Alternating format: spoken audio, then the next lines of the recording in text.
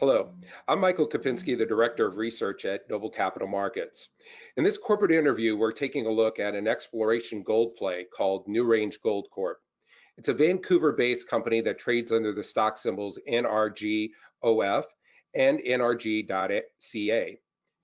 In this program, we'd like to understand the opportunities at the company's Pamlico mine in Nevada. We know that there's been gold mine in Nevada, but has the gold been overlooked? And can new modern techniques uncover a gold mine, so to speak?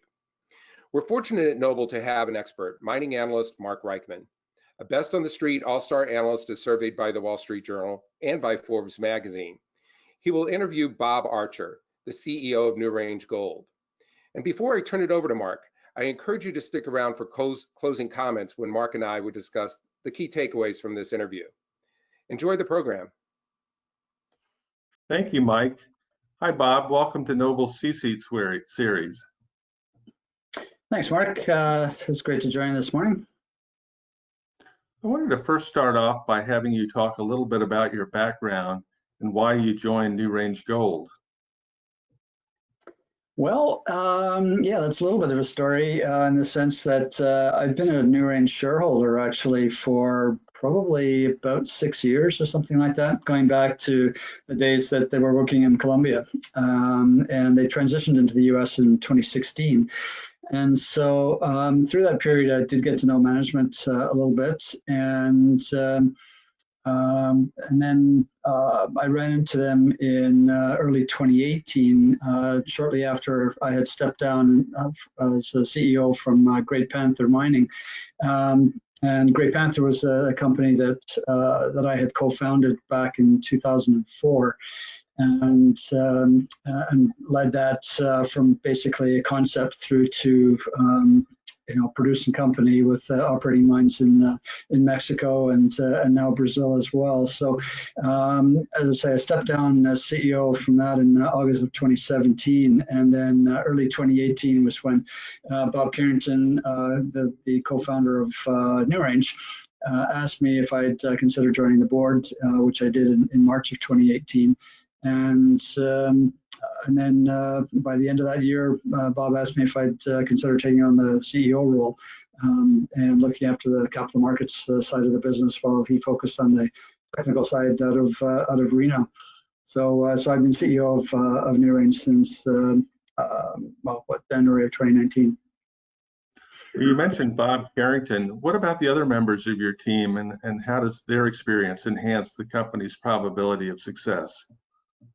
Well, we have a very strong technical team primarily. Bob has more than 40 years experience. He's born and raised in Reno, knows Nevada geology like the back of his hand, and has been involved in several discoveries down there. And in addition to myself, and I'm also a geologist, we've recently brought on a director who lives in New Zealand by the name of Colin Jones. And Colin was the lead investigator, I guess you could maybe say, for Freeport McMoran on the Bre-X investigation or due diligence going back to the late 90s. And so Colin is quite well recognized and very well respected in the industry, for his work in uncovering all of that. So we're really happy to have him on the board. And he came in as part of a strategic investment from several Australian funds in our last private placement going back to December. So we have three highly experienced geologists essentially running the company, and then a very solid financial background through our CFO and chairman of the audit committee, Ron Schmitz, as well. Well, Bob, to set the stage, what do you see as your company's mission, and what is your plan for increasing value for your shareholders? Well, essentially, the flagship project is the Pamlico Project in Nevada, and that was the one that they picked up in 2016 when they came out of Colombia. And as an exploration company, essentially we're all driven by a new discovery or building on something that we already have. And, we can get into the details of why we think Pamlico has, that sort of a signature or a potential. But that's, we're sort of early days, I guess, in the sense of developing that. But ultimately, that's what we want to try and do. As explorationists, that's what we're driven by. We try to keep our costs down. We don't even have a corporate office to speak of. And we think that we should be fully funded for the program. So we try to keep our costs down and minimize the dilution as much as possible in order to return value to shareholders, because we're all significant shareholders. Well, so the company has two projects. Let's first talk about Pamlico. What makes this project unique, and what is the history that informs your decisions about advancing the project? Well, one of the things that makes Pamlico unique is the fact that it's been in private hands for 120 years or more, since 1896. And in saying that, it was a past producing district at that time, and was known as one of the highest grade gold districts in Nevada, with the discovery of gold going back to 1884. And so, with that sort of history, and then being in private hands ever since, it hasn't really seen much in the way of what we would call modern day exploration.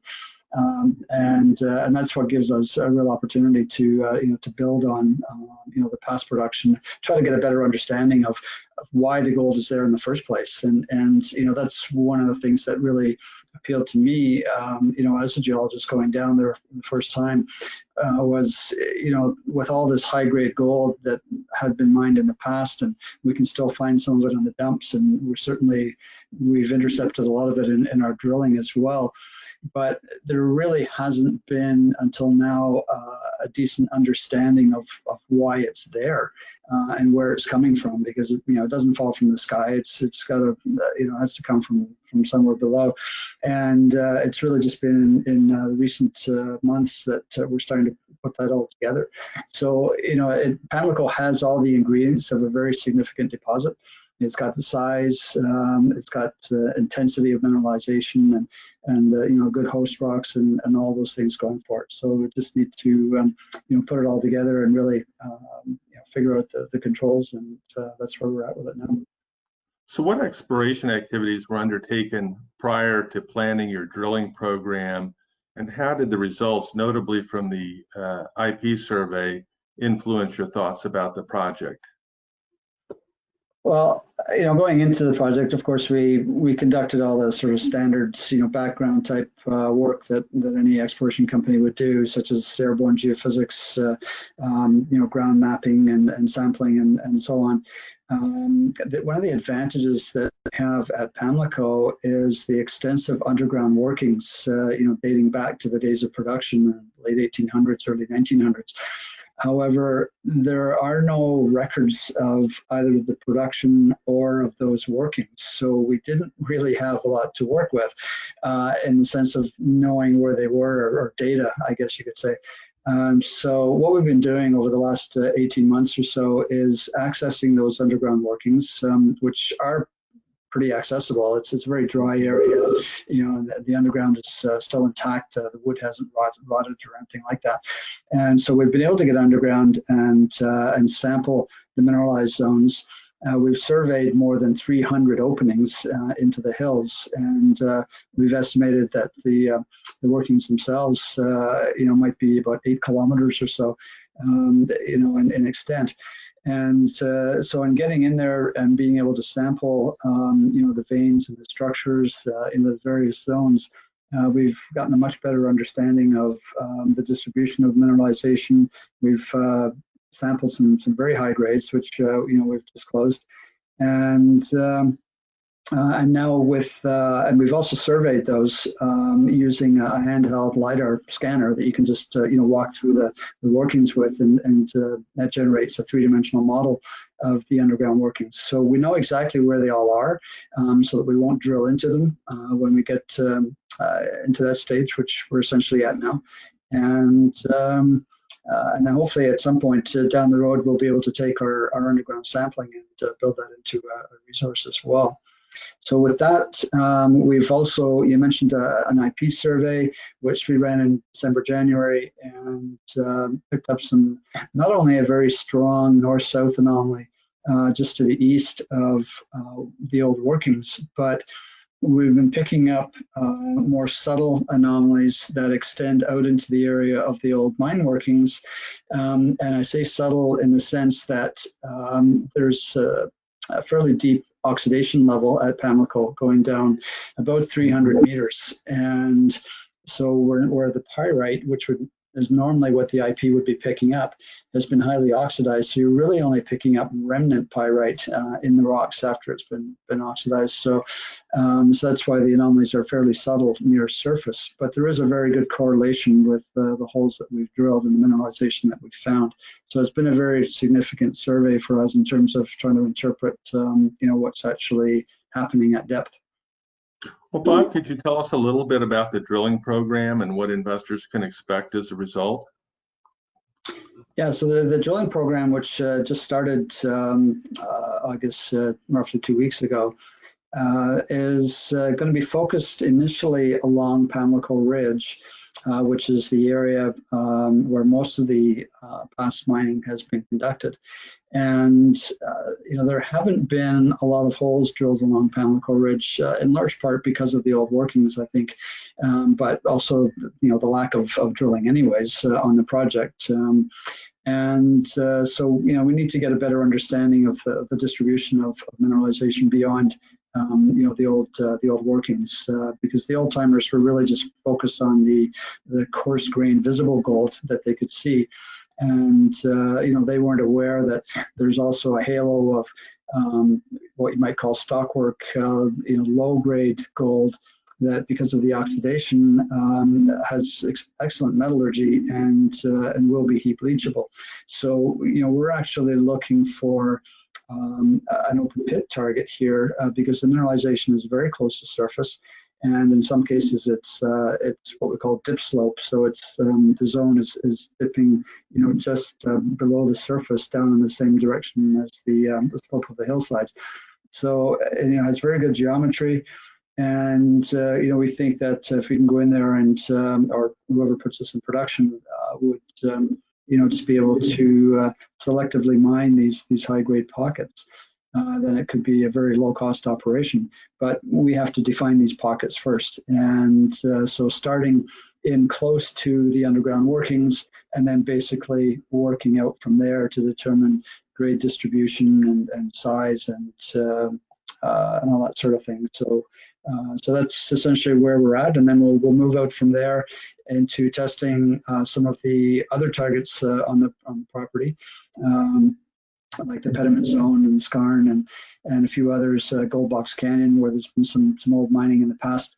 And then at some point we'll have to go a little bit deeper to test some of the deeper IP targets that are stronger because they're getting down below level of oxidation. And at that point, we'll switch over from reverse circulation to diamond drilling. That'll be, farther along in the program and probably a couple of months out, and allow us to test some of those deeper targets as well. So overall, the program will be about 10,000 meters plus or minus. We'll judge that as we go, and how much RC versus diamond drilling will ultimately depend on the targets themselves, and whether we continue to do some follow-up with the RC rig while it's there before pulling it out and bringing in the diamond drill. Well, now let us talk about North Birch. What attracted you to this project, and how does it differ from Pamlico in Nevada? Well, to start with, I've never really liked being a one project company. And, as we had pulled out of Colombia and we were looking at monetizing those assets, which were non-core, we were basically left with Pamlico. And, there are other projects available in Nevada.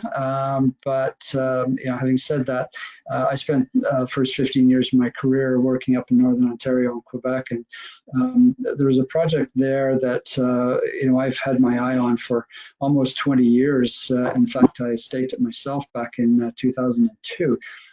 But it never did get drilled, and so it's a somewhat conceptual target. It's based on a model of the Musselwhite mine, which is also in Northern Ontario. The Musselwhite is an iron formation hosted gold deposit, and it's somewhere between 7 and 8 million ounces if you consider past production and reserves. And I worked on the feasibility study on that in 1994, or the pre-feasibility, I should say. And then at that time, Placer Dome put it in production in 97, and it's still in production and owned by Newmont Gold Corp. So it's a very significant mine. And this particular target that we have, that we now call the North Birch Project, is very, very similar in terms of the geophysical signature of the iron formation. There's gold in the region, there's gold on the property, up to 31 grams over 1.5 meters. From old drilling, and there's a past producing mine at the Argosy mine just 2 kilometers away, and First Mining Gold's Springpole project that lies only about 15 kilometers to the southeast, and that's 4.7 million ounces of gold. So we know there's gold around.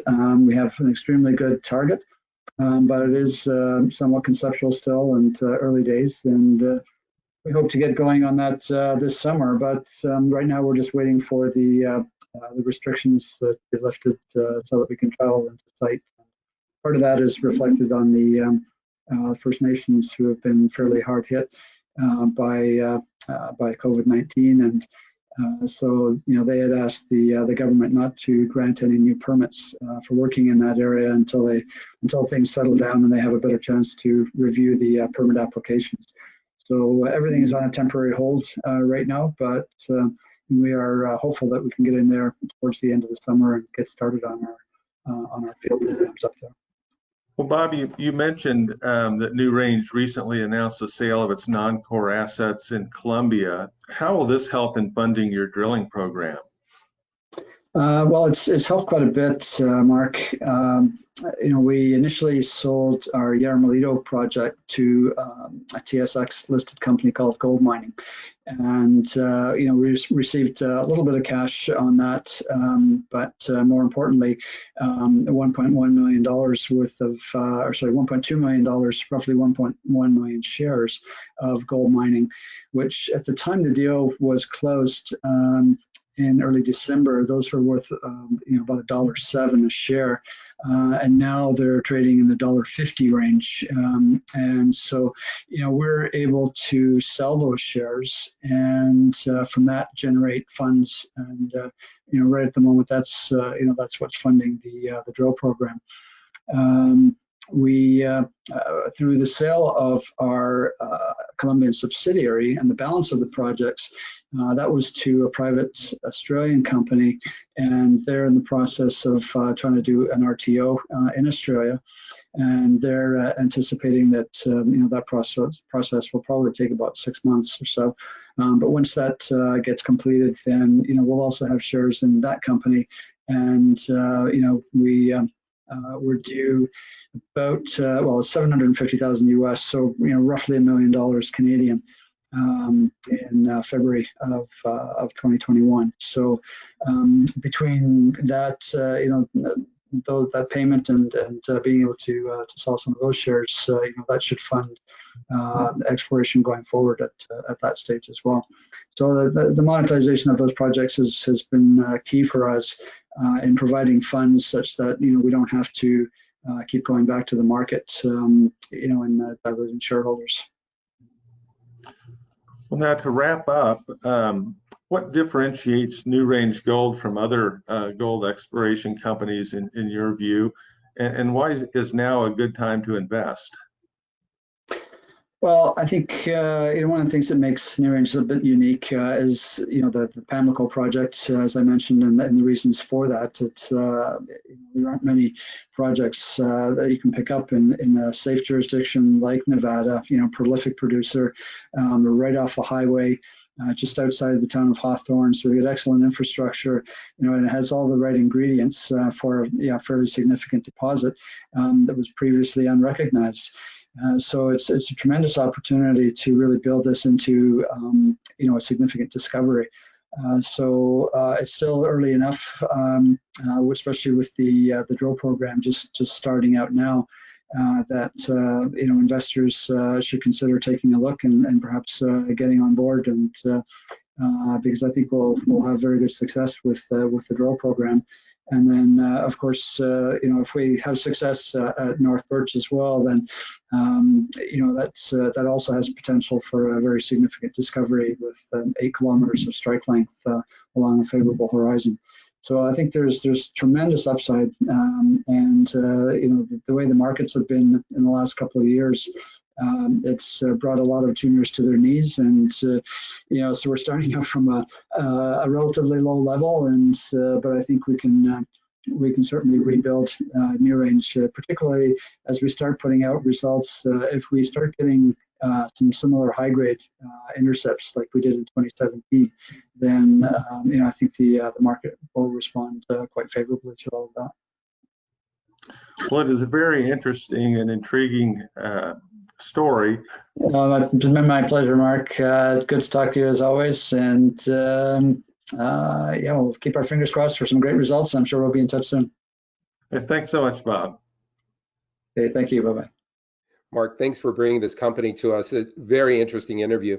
I have a couple of quick questions and was wondering about your takeaways on the conversation. The Pamlico mine, is there a risk that this mine might be overmined? Well, Pamlico is located in Nevada, which is really one of the top mining jurisdictions in the world, and with a long history of mining. Actually, one of the benefits of this project is that it is the site of a lot of historical mines, and so they have over 300 mine workings to work with, and so actually that really gives them an advantage in terms of their exploration program. And that's one of the interesting things about Nevada. Even though it has a long history of mining, there's still a lot of exploration potential, just because there are a lot of areas that have not been explored using modern exploration techniques. Much like in the oil and gas industry, where technology has advanced and opened up new resources, the same I think can be said for mining. And that's one of the goals for Newrange, is to apply modern exploration techniques to this project and advance it. So in a way, I look at it as really kind of an advantage. And so they're really working around the site of the historic mines, but they're not actually going to basically mine in areas that have already been depleted. And in terms of the North Birch project, how should investors look at that, and how do you factor the opportunities of North Birch into your valuation?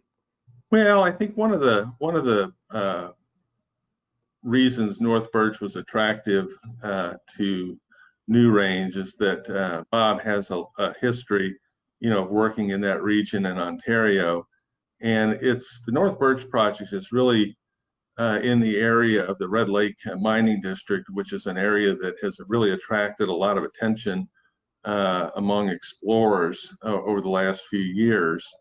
I think it's really their secondary project. I mean, Pamlico is really their flagship project, but I think North Birch, may be, I guess you could almost call it a hidden gem. I think that, even though it's still early days, I think it offers a lot of potential.